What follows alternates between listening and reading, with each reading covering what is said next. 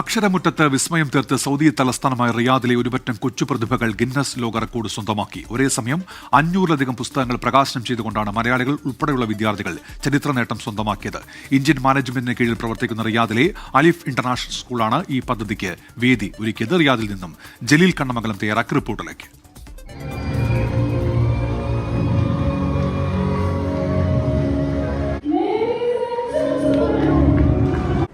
500 പുസ്തകങ്ങൾ ഒരു ദിവസം ഒരു സമയം റിലീസ് ചെയ്ത് ഗിന്നസ് റെക്കോർഡ് നേടിയിരിക്കുകയാണ് നമ്മുടെ റിയാദിലുള്ള ഇന്ത്യൻ സമൂഹം.